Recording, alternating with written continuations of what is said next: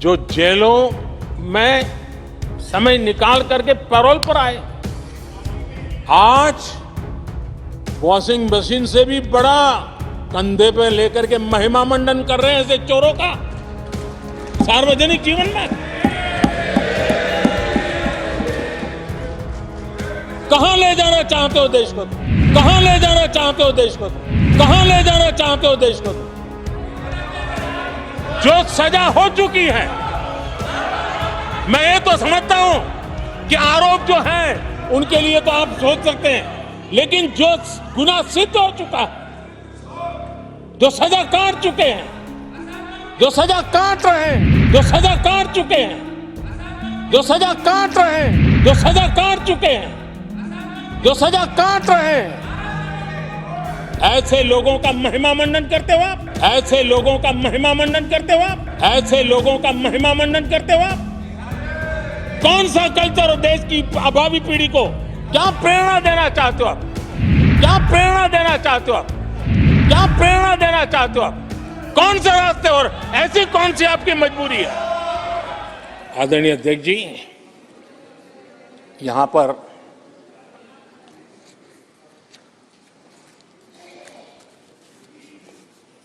बहुत गुस्सा व्यक्त किया गया,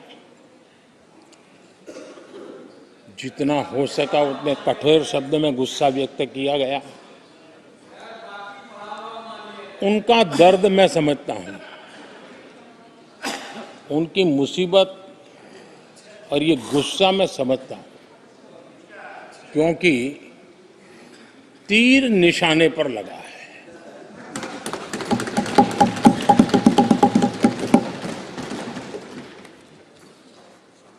भ्रष्टाचार पर एजेंसियां एक्शन ले रही हैं,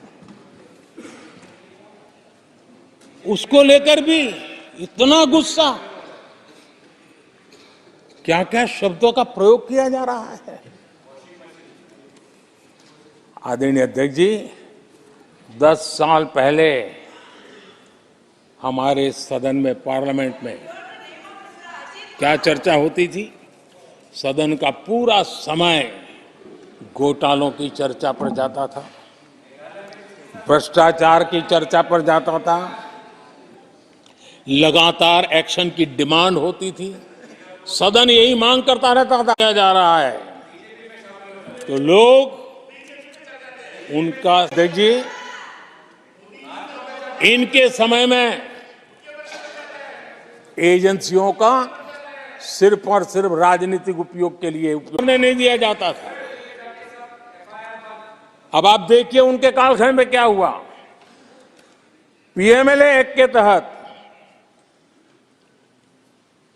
हमने पहले के मुकाबले 2 गुने से अधिक केस दर्ज किए। कांग्रेस के समय में ईडी ने 5,000 करोड़ रुपए की संपत्ति जब्त की। हमारे कार्यकाल में ईडी ने 1 लाख करोड़ रुपए की संपत्ति, देश का लूटा हुआ माल देना ही पड़ेगा।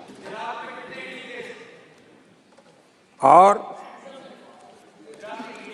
जिनका इतना सारा माल पकड़ा जाता हो, नोटों के ढेर पकड़े जाते हो, और अधीर बाबू तो बंगाल से आते हैं, देखे हैं नोटों के ढेर उन्होंने, तो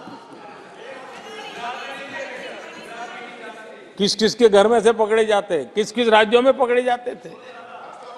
ये देश ये नोटों के ढेर देख देख करके चौंक गया है। लेकिन अब जनता को आप मूर्ख नहीं बना सकते। जनता देख रही है कि किस प्रकार से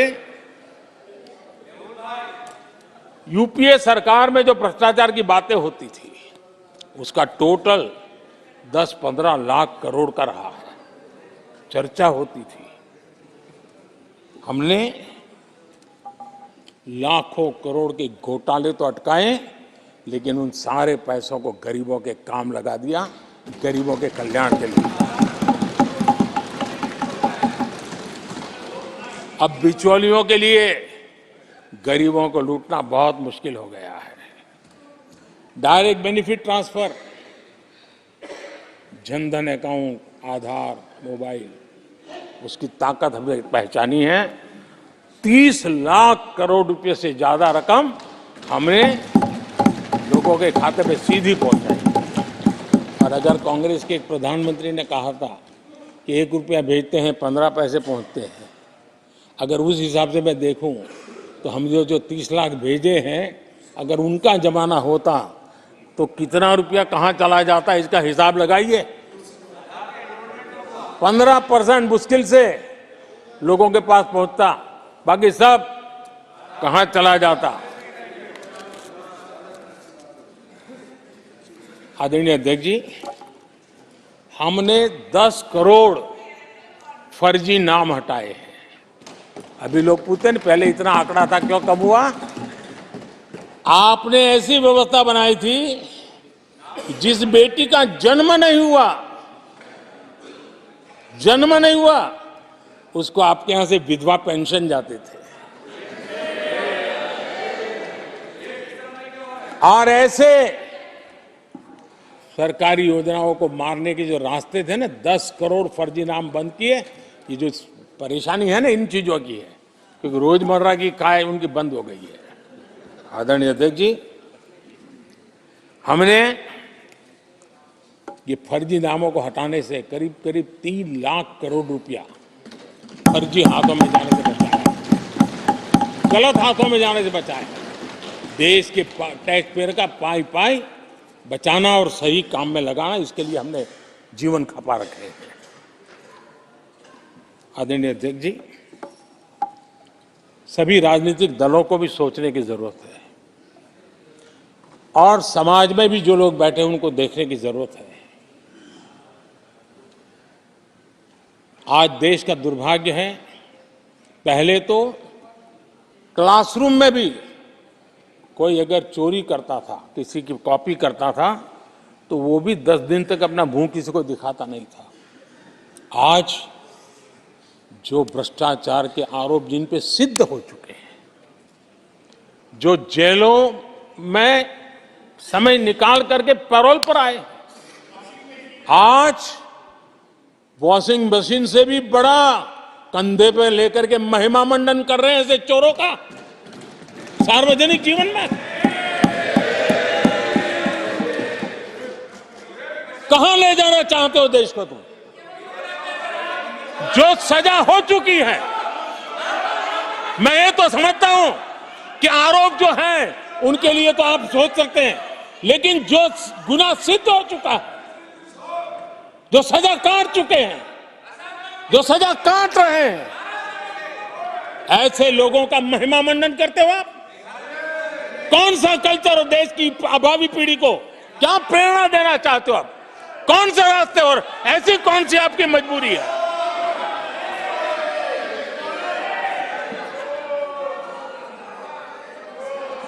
और ऐसे लोगों का महिमा मंडन किया जा रहा है, उनको महान बताया जा रहा है। जहां संविधान का राज है, जहां लोकतंत्र है, माननीय अध्यक्ष जी, ऐसी बातें लंबी नहीं चल सकती हैं। ये लोग लिख करके रखें, ये जो महिमा मंडन का काम चल रहा है उनका, वो अपने ही खात्मे की चिट्ठी पे सिग्नेचर कर रहे हैं लोग।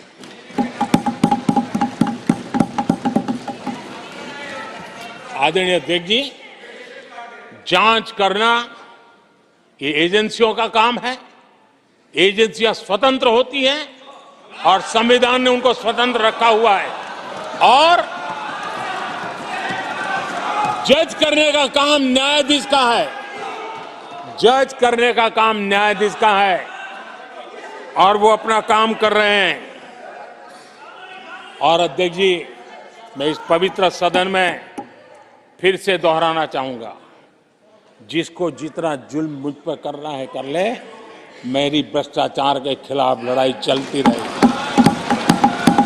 जिसने देश को लूटा है उनको लौटाना पड़ेगा, जिन्होंने देश को लूटा है उनको लौटाना पड़ेगा। ये मैं देश को इस सदन की पवित्र जगह से वादा करता हूं। जिसको जो आरोप लगाना है लगा लें, लेकिन देश को लूटने नहीं दिया जाएगा और जो लूटा है वो लौटाना पड़ेगा।